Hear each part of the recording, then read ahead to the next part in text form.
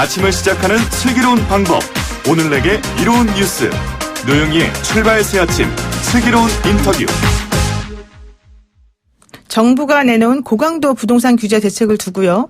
집값을 잡는 데 효과를 낼 것이다. 이런 기대와 실수요자들의 내 집 마련 기회 자체를 아예 없애는 거다. 이런 우려가 동시에 나오고 있습니다. 박원순 서울시장은 OECD 평균 3분의 1 정도인 한국의 종부세율을 문제를 지금 뽑고 있는데요. 박원순 시장 연결해서 부동산 정책에 대해서 이야기를 한번 들어보겠습니다. 여러분들도 의견 있으시면은 짧은 문자 50원, 긴 문자 100원의 유료 문자가 들어가는 샵 0945, 우물정 0945로 의견 주시고요. 유튜브 보이는 라디오를 통해서도 의견 제시하실 수 있으니까 많이 참여해 주십시오. 그러면 시장님 한번 연결해 보겠습니다. 박원순 시장님 안녕하세요. 네, 안녕하세요. 반갑습니다. 네. 그 부동산 정책에 대해서 먼저 얘기하기에 앞서서 국회 상황 하나만 여쭤볼게요. 네네. 그 여야 4+1 협의체 선거법 협상이 석패율 제재 때문에 사실 난항을 겪고 있는데, 그러니까 자유한국당에서는 그런 식으로 계속 할 것 같으면, 연동형 비례대표제 할 것 같으면, 우리도 위성정당을 만들겠다, 이제 이런 얘기 지금 하고 있거든요. 근데 앞으로 그렇다면 선거법 개정 협상이 여기서 이렇게 정리가 안 되고 그냥 계속 혼란스러울 것인지, 아니면 좀 정리가 될 건지 어떻게 보십니까?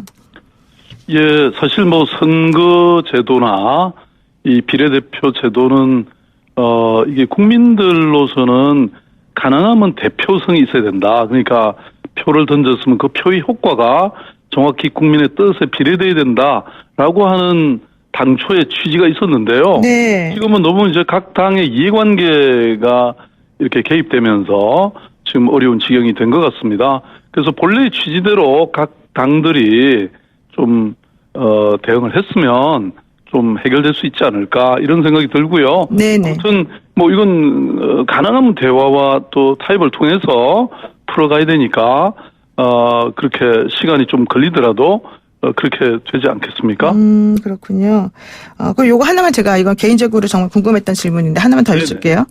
그 예전에 우리 시장님은 지금 삼선 시장이시기도 하니까 예전부터 정책이 계속 쭉 이어왔는데, 네네. 2017년도 정도에 서울시 지하도 상가 상점의 상인들에게 권리금을 인정하지 않겠다 이런 얘기를 한번 하신 적이 있어요. 근데 이 상인들은 원래 평균 2, 3억이 되는 권리금을 주고 사실은 거기 들어간 거였는데, 그 권리금을 보호하지 않는 그 얘기가 나오고 난 다음에 또 상가임대차 보호법에서는 권리금 회수 기회를 줘라 이런 식으로 또 법이 돼 있었거든요.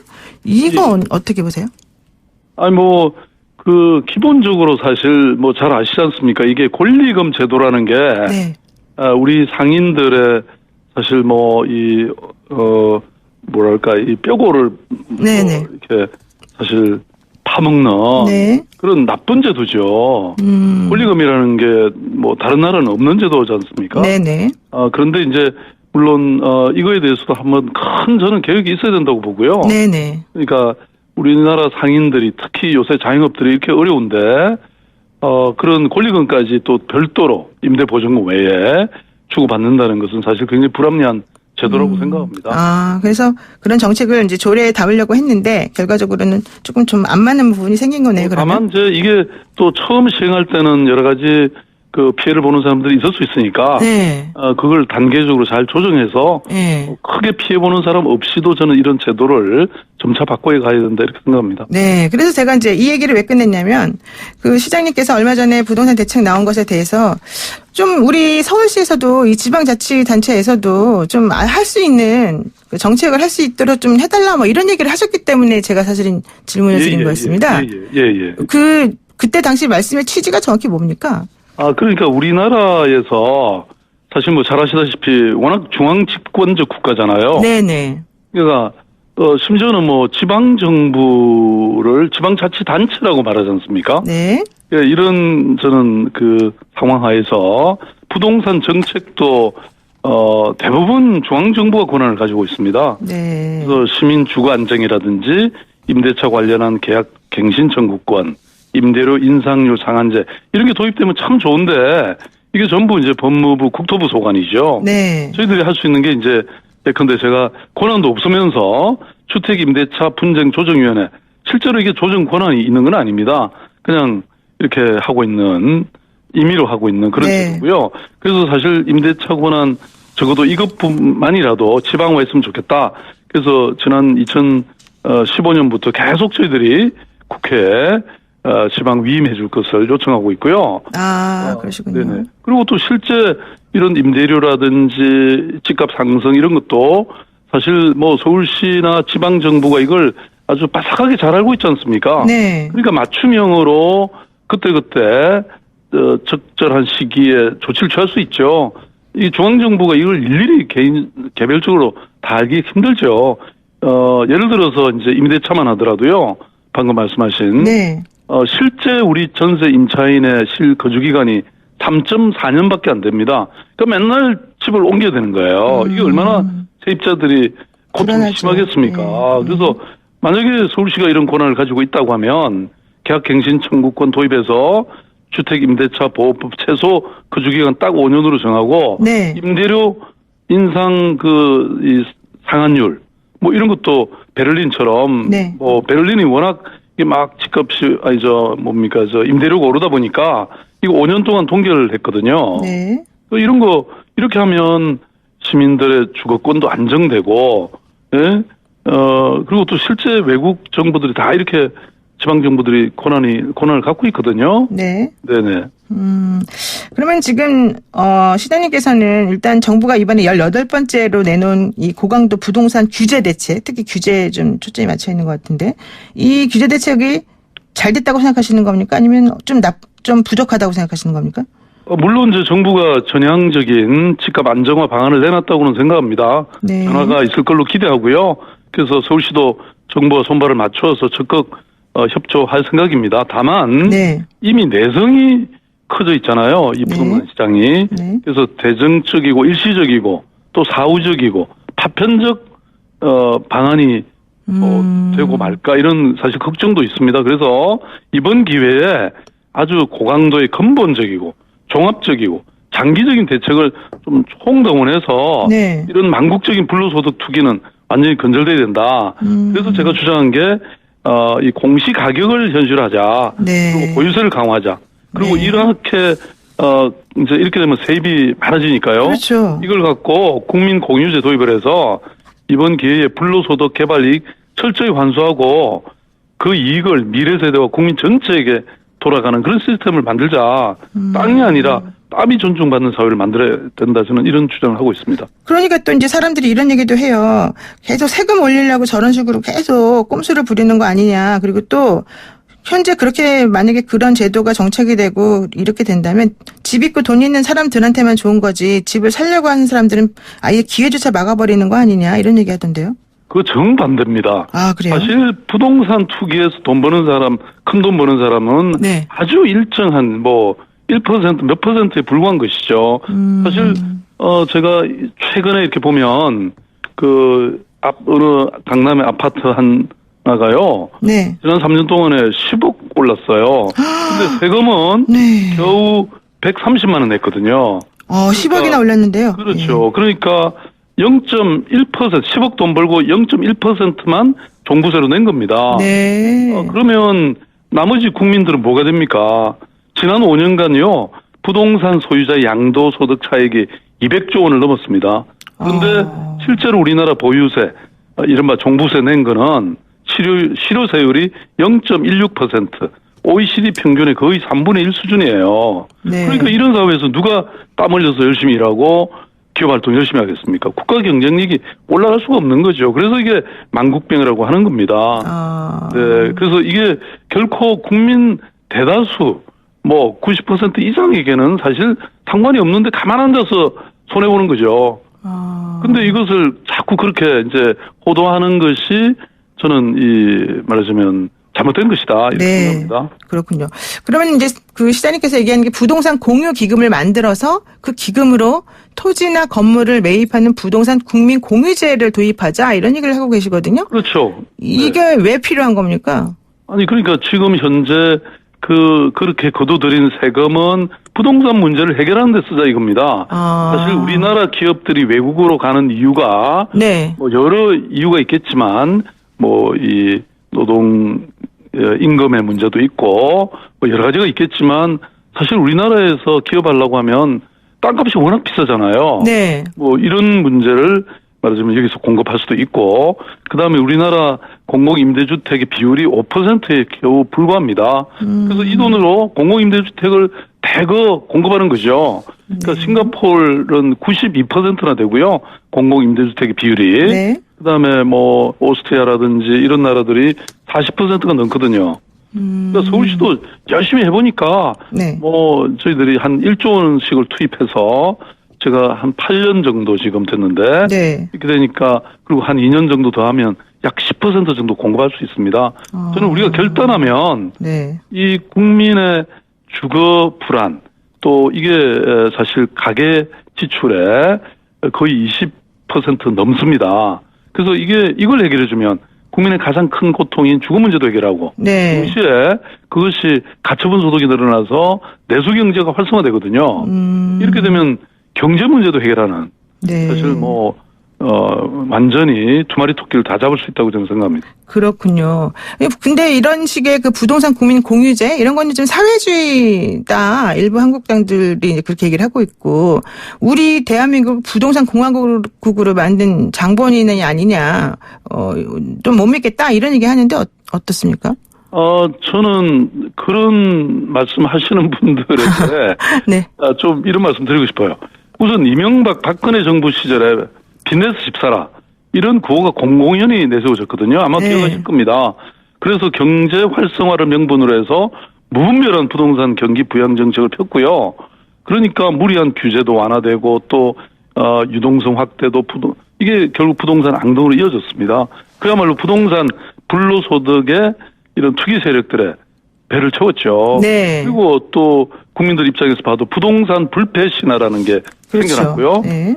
그런데 얼마 전에 그 황교안 대표께서 정부가 규제에 치중했다고 비판하면서 필요한 곳에 양질의 주택을 공급하고 재건축, 재개발 정상화하겠다 이런 말씀하셨거든요. 네. 이거는 완전히 과거 토건 시대에 머물러 있는 그런 인식 수준입니다. 저는 공부 좀 하시라고 말씀드리고 싶어요. 공부하시라. 왜냐하면 네. 황교안 대표께서 총리로 재임하던 2015년 6월부터 2017년 5월까지 박근혜 정부 시절에 네. 부동산 가격 상승의 시발점이 됐습니다. 저는 좀 이거 시대적 통찰이나 반성이 있어야 된다고 봐요. 네. 그리고 공급 얘기하는데요. 서울 시내 주택 공급은 이미 지속적으로 확대되어 왔습니다. 작년에도 44,000호, 올해도 4만 호 이상이 공급되고요. 네. 또 서울시 정비사업 332개 단지 중에 입주 물량으로 이어질 단지가 135개 이루고 있습니다. 네? 그러니까 이게 그리고 또 공급하면 뭐 합니까? 결국 이게 다 일부 소수의 오히려 다세대 주택 소유로 넘어가고 있어요. 이게 그러니까 공급 부족에 문제가 있는 게 아니라는 겁니다. 왜냐하면 상위 1%가 평균 7채를 갖고 있고요. 네. 상위 10%가 3.5채의 집을 갖고 있는 현실입니다. 그러니까 소수에 편중된 부동산 자산 격차가 우리 사회 불평등의 핵심입니다. 네. 저는 이게 혁명적인 처방을 통해서 완전히 구조적 문제를 개혁하지 않으면요. 네. 우리 사회가 이 불평등이 점점 더 심화될 거라고 저는 생각합니다. 근데 지금 말씀하신 것처럼 부동산 공급이 늘었단 말이죠. 그런데 왜 자가 보유 비율은 줄어드는 겁니까, 그러면? 맞습니다. 자가 보유 비율이 계속 줄어들어요. 그러니까 네. 주택 보급률은 높아져요. 네. 서울시만 하더라도 뭐 90 거의 5%에 해당되는데요. 근데 이 보급률, 자가 보급률은 계속 낮아지죠. 1년에 51.3%였는데요. 자가 보유율이 2017년에 48.3% 떨어졌어요. 네. 그러니까 왜냐하면 이 공급되는 게 결국 소수에게 돌아가는데 거기에 대한 세제의 어떤 규제는커녕 오히려 그것 때문에 큰 돈을 벌으니까 아까 제가 말씀드렸지 않습니까? 10억 벌었는데 세금은 겨우 130만 원이니까. 네네. 아니 그게 돈 있고 또 이미 갖고 있는 사람들이 계속 그걸 사모으는 거죠. 네, 그래서 큰 개혁이 필요하다. 근본 네. 혁명적인 처방이 필요하다 이런 얘기죠. 그렇군요. 근데 좀 전에 이제 이인영 원내대표 뭐 얘기도 우리가 했습니다만 이인영 원내대표가 당 차원에서도 노노주택, 노노2 주택, 그러니까 2주택 가지고 있지 말고 하나만 가져야 된다 뭐 이런 얘기를 하시면서 정치인부터 솔선수범하자 이랬거든요. 네네. 이거 어떻게 보십니까?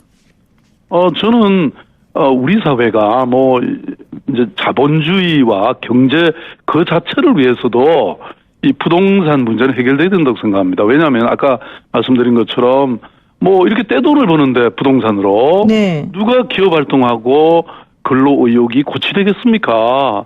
그래서 제가 이제 이런 말을 썼는데요. 누빙조후라는 한자 성어가 있습니다. 누빙조후요? 사자 성어가 네. 누빙조후. 얼음에 조각하고 썩은 나무에 새긴다. 그러니까 아무리 좋은 조각 작품도 얼음이 녹아버리면 그만이고 썩어버리면 그만이지 않습니까?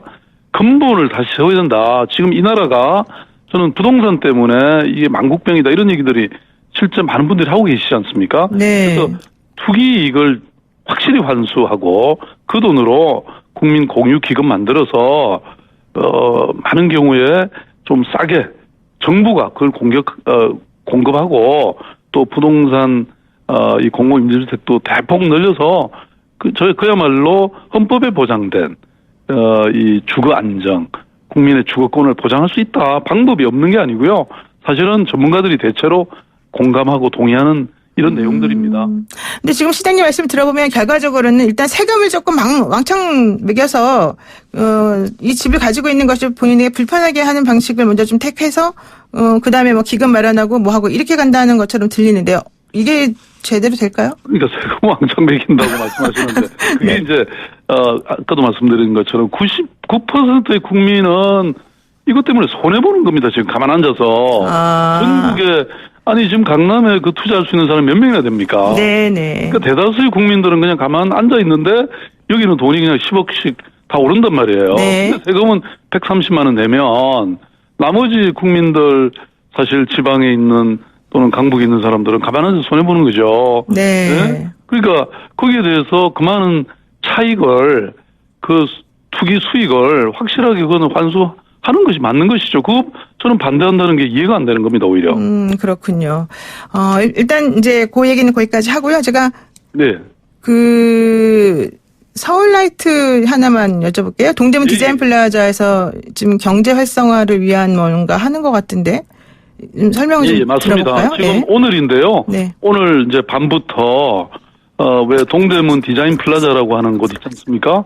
거기에서 일종의 겨울 빛 축제를 하는 건데 이게 그 외국의 어느 도시 못지않게 거의 220m 전면에 은빛 패널이 있거든요. 거기에 빛과 영상, 음악이 결합돼서 아마 세계 어디에서도 볼 수 없는 환상적인 그런 축제가, 빛의 축제가 펼쳐질 겁니다. 네. 그래서 이 기회에 저는 우리 서울 시민들 좀 먹고 살으라고 여기 뭐 그 기존에 그 동대문 상권이 약간 좀 침체돼 있었거든요. 네네. 그래서 이제 사람들이 아마 엄청 몰릴 겁니다. 그리고 또 그 주변에 청년 기업들, 뭐 푸드 트럭, 또 우리 소상공인들 와서 점포를 쭉 세우도록 그렇게 했습니다. 네, 그랬군요. 좀 저도 한번 가봐야 될 것 같은데요. 예, 여기 안 와보시면 손해볼 겁니다. 박원순 시장께서는 사실 이제 여당의 인사이시기도 하고 또 나중에 대선에도 또 도전하실 분으로도 알려져 있기도 한데 그래서 제가 여쭤봅니다. 이번에 그 김기현 전 울산시장 관련해서 청와대 하명수사 논란, 또 지방선거 청와대 개입 의혹 이런 것들이 조금 시끄럽게 나와 있는데요. 지방선거 3번이나 치르신 전문가로서 지방선거에 청와대 입김이 이런 식으로 작용하더라, 내지는 작용할 수 있다더라 이렇게 말씀하실 수가 있을까요? 그건 지금 뭐 검찰이 이렇게 수사하고 있지 않습니까? 네. 아마 조만간 그 진실은 드러날 거라고 생각합니다. 진실이 드러날 거긴 한데 어쨌든 청와대하고 이런 식으로 할 수는 있다 없다. 저는 우리가 선거라는 게 결국 민심을 네. 정확히 민심이 반영되는 그야말로 선거라는 게 유일하게 유권자인 국민들이 표로서 사실 결정할 수 있는 유일한 기회 아닙니까? 네. 거기에 저는 왜곡하는 일이 절대 있을 수 없다고 저는 생각합니다. 이거는 안 되는 일이죠. 그러니까 3번이나 이 지방선거를 치르신 경험을 통해서 비춰보면 그런 건 없었다고 말씀하시려는 건가 봐요? 아시다시피 저는 사실 이런 어떤 제가 그 과거에 네. 정치를 해왔거나 그러지도 않았고 사실 제가 갖고 있는 게 없었는데도 불구하고 오직 우리 서울 시민들의 그런 어떤 여론과 지지 그것으로 저는 당선된 사람인데요. 네. 그게 저는 그걸 보면서 우리나라 선거제도나 또 우리 유권자인 국민들의 힘이 얼마나 큰가를 뭐 새삼 발견했죠. 네. 네. 그렇군요. 지금 7365 쓰시는 우리 애청자분께서요. 박원순 시장님 멋지십니다. 사랑합니다. 막 이런 걸 보내주셨어요. 네, 감사합니다. 더 열심히 하겠습니다. 네, 제가 하나만 마지막으로 여쭤볼게요. 지금 청와대 주변에 집회 때문에 근처의 맹학교 학생들이 수업을 너무 힘들다 이렇게 호소를 하기도 했단 말이죠. 예. 근데 서울시민의 이런 교육권 침해가 자꾸 이 집회를 통해서 이루어지는 부분 이런 건 어떻게 좀 해결이 안 됩니까? 네, 사실 그게 이제 법률에 따라서 우리나라 이 집회 시위의 자유가 사실 극도로 보장이 돼 있지 않습니까? 네. 그래서 그걸 뭐 막을 수는 없는데 다만 그러한 권리가 또 다른 사람의 권리를 침해해서는 안 되죠. 네. 그런데 이제 그 청와대 주변에 지금 뭐 100m 앞까지도 집회 시위 할 수 있게 돼 있고 심지어는 철야 야간 집회도 가능하지 않습니까? 네. 그러다 보니까 그 이웃 주민들의 피해가 사실 막심합니다. 그렇죠. 그래서 저는 이 부분에 대해서는 좀 뭔가 법률 개정이 있어서 소음 피해라든지 또 교통의 아주 극단적인 피해라든지 이런 거는 좀 약간 좀 자제할 수 있도록 방법이 필요하지 않는가 이런 생각이 들고요. 네. 지금 안 그래도 광화문 이 재구조하고 관련해서 제가 그 현장을 다 이렇게 방문하면서 주민들의 얘기를 들었는데 네. 이게 정말 심각하고 상권의 침해까지 있습니다. 그러니까요. 그래서 제가 주민들과 함께 합의를 해서 뭔가 법안도 좀 내려고 생각하고 있고요.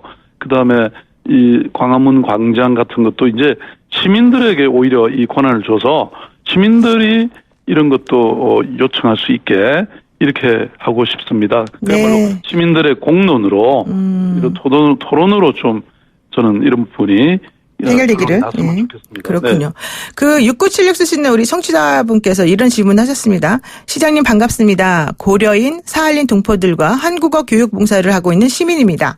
예전에 시장님이 우즈베키스탄 방문하셨을 때 중앙아시아 고려인 센터를 만들겠다고 하셨던 말씀을 기억합니다. 네네. 그런데 이 부분이 진행이 되는 것 같지가 않네요. 어떻습니까? 이런 질문하셨네요. 네, 맞습니다. 지금 아직까지는 이루어지지 않았는데요. 저는 우리 서울에 지금 사실은 외국인들이나 우리 동포들이 많이 살고 있습니다. 약 네. 한 42만 명이 넘는데요. 그래서 이 글로벌 센터라는 것도 만들었고 또 몽골이나 이 중앙아시아 분들을 위해서 동대문에 저희들이 센터를 하나 만들어 놓기는 했습니다. 근데 한 300평 정도 되는데요. 거기에 조금 더 저희들이 규모를 키워서 우리 고려인들도 사실 많이 와 계시거든요. 네. 이분들이 결국은 지금 뭐 보따리 장사를 한다든지 이렇게 하고 있는데 이분들을 제대로 무역 전사로 좀 키워서 네. 이분들이 제대로 무역을 하면 결국 우리나라 중소기업들의 제품들을 전 세계에 파는 효과가 있기 때문에 제가 그런 발언을 했고요. 네. 그 조만간 좀 더 확대해서 만들도록 하겠습니다. 네, 알겠습니다. 혹시 박원순 시장님은 주택을 몇 채나 갖고 계십니까? 저는 집이 없고요. 집이 없으시구나. 공간에서만 사셔서. 상당히 있습니다. 예. 서울시장 그만두고 나면 예. 저도 뭐 돈 좀 열심히 벌어야 됩니다. 아, 시장이 이제 삼성까지밖에 못하죠? 네. 그러면 앞으로 이제 또 실업자 되시는 겁니까? 뭐 뭔가 기다리고 있겠죠. 알겠습니다. 오늘 말씀 여기까지 듣겠습니다. 고맙습니다. 네, 감사합니다. 네, 지금까지 박원순 서울시장이었습니다.